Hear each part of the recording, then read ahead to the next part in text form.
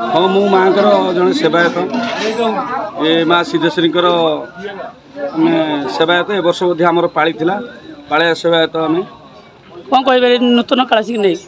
नूतन कालसी नहीं कही 12 वर्ष धरी ये झामु यात्रा बंद थी जो बंद थी गोटे अलौकिक कथा होता मुझे शोची गोटे स्वप्न आसीला अरे शोचु यात्रा बंद अच्छी ये यात्रा कौन हेनी तू जब शोथु ये यात्रा सेम शोथो से दिन मो मन गोटे आसला माँ को यात्रा हम मुझे प्रथम आमर कलिकलान युव संघर भाई मानू समस्त डाकी समस्त कही माँ को यात्रा जो बंद होती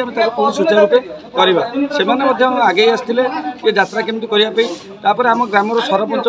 प्रसन्न कुमार स्वाई आमको बहुत साहय करते कहते ना तुम मैंने आगे चल निश्चिंत भाव में ये यात्रा आम करवा आ सुचारू रूपे करवा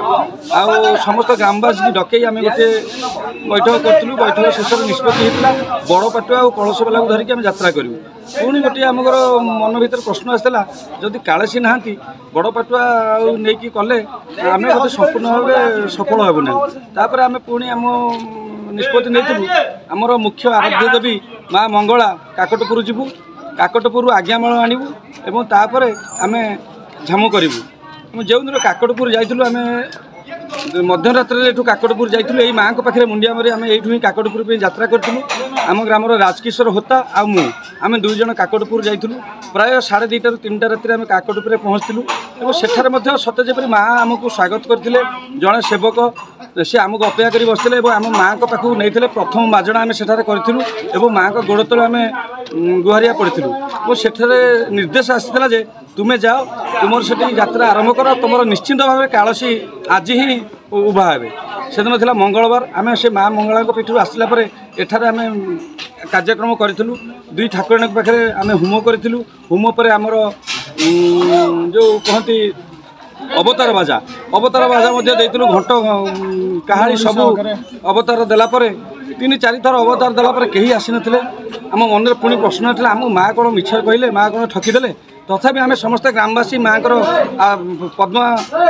पाद पद्म शरण नहीं समस्ते गुहारिया पड़ू से गुहार पड़िया मध्य आमर जड़े कुनी पिला यही ग्रामर रवींद्र भोई पुत्र सी एठारे कालसी भाव उभा होते अलौकिक भाव से एमती आसी से सीन केबे भी मन जीव ना आउ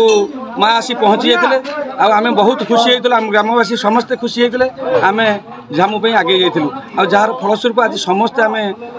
सफल होइचु 12 वर्ष बंद पड़ता यात्रा आज सफल होइछि ये रेंसासन ग्राम झामु यात्रा आज हो पारि जो कालसी आप कहते आप स्वप्नादेश होता मैंने जानी कि कालसी से जो स्वप्नादेश होता आम कौन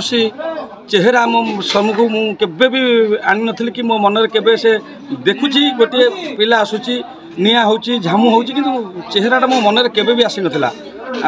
किंतु संपूर्ण भाव में अलौकिक भाव से चेहरा आसाला से कालसी भाव ये उभा होता आ गए कथा जो गोटे उत्साह कथा कि समस्त मन गोटे प्रश्न उंकी मारूला सतरे ये कौन कालसी आपड़ केमती विश्वास कले ये कालसी बोली किसी लोक ये विश्वास भी करूँ आपड़ केमती विश्वास मानि ने कालसी बोली यहाँ कलिजुग जदि जिते स्वयं सत्यजुगे रामचंद्र को लोक अविश्वास करते किसी लोक मर्यादा पुरुष भगवान रूपे मानुवा बेले आउ किसी लोक साधारण लोक भाव में मानुले जो सत्यजुगे यहाँ तो कलिजुग ये 99%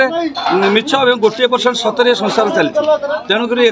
कहार कौन भाव न भावे आम से किसी जायस ना किंतु आम मन में माँ मंगला कही आज ही तुम कालसी बाहर